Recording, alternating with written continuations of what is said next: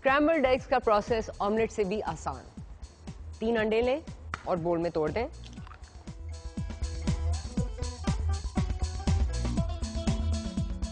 Omelette ही की तरह आपने स्क्रैम्बल्ड एग्स को फेंटना है, लेकिन आपने उनमें बहुत सारी हवा डालनी है। तो आप फेंटते जाएं कि जर्दा और सफेदी बिल्कुल इमल्सिफाई हो जाएं, यानी एक साथ मर्ज हो जाएं। और फिर विस्किंग के बाद आप अंडों में थोड़ा सा नमक डालें और नमक के बाद आप और फेंटें।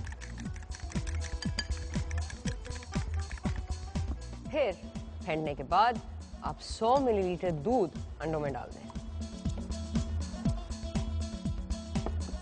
फिर फेंटें। चलें जी। अब क्योंकि ये फ्यूजन स्क्रैम्बल्ड एग्स हैं तो मैंने इनमें एक सीक्रेट इंग्रेडिएंट डालना है। और जैसे मैंने ऑमलेट में पेपरोनी डाली तो मैं इन स्क्रैम्बल्ड एग्स में भी पेपरोनी डालूंगी। थोड़ी सी पेपरोनी ले ली, लंबा लंबा स्लाइस करेंगे, चॉप नहीं, स्लाइस।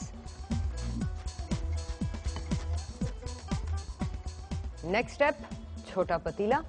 पतीले को तेज आंच पे रख के इसमें 2.5 टेबलस्पून जैतून का तेल डाल दें। 1 टेबलस्पून बाद में आप डालेंगे तो 3.5 टेबलस्पून कुल।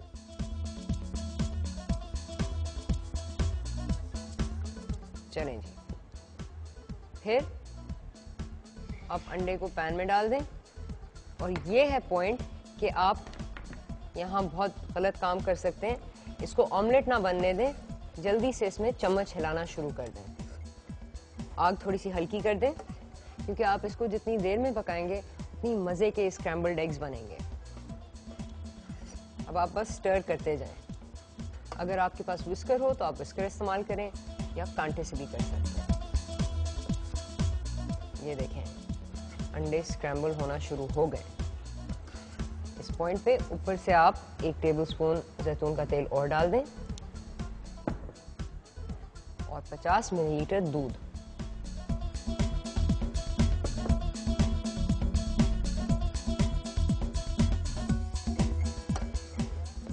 ये देखें अंडे कैसे खूबसूरत लग रहे हैं। ये जो स्टेज होता है इसको अंग्रेजी में रोली पोली कहते हैं, यानी इसमें काफ़ी पानी होता है। इसको फिर आप जब ड्राई करेंगे तो फिर वो ज़्यादा स्क्रैम्बल्ड होंगे। इसको हम मीडियम पे ले जाकर ऊपर से पेपरोनी के स्लाइस अंडे में डाल रहे हैं। इससे ये होगा कि पेपरोनी अब थोड़ी सी पकेगी और अपने ऑयल्स और अपने फ्लेवर को स्क्रैम्बल्ड एग्स में फ्यूज़ करेगी।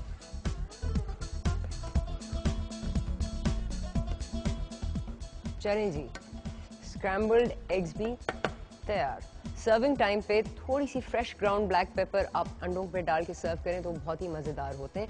और थोड़ा सा धनिया, इन अंडों में ज़रूर थोड़ा सा धनिया मैं डालूंगी क्योंकि पेपरोनी भी गई है और उससे फ्लेवर्स उठ के बाहर आएंगे। चलें जी, ये हुआ हमारा दूसरा अंडा ब्रंच स्पेशल पे। अब हम बनाएंगे सॉसेजेस और पोच्ड एग्स।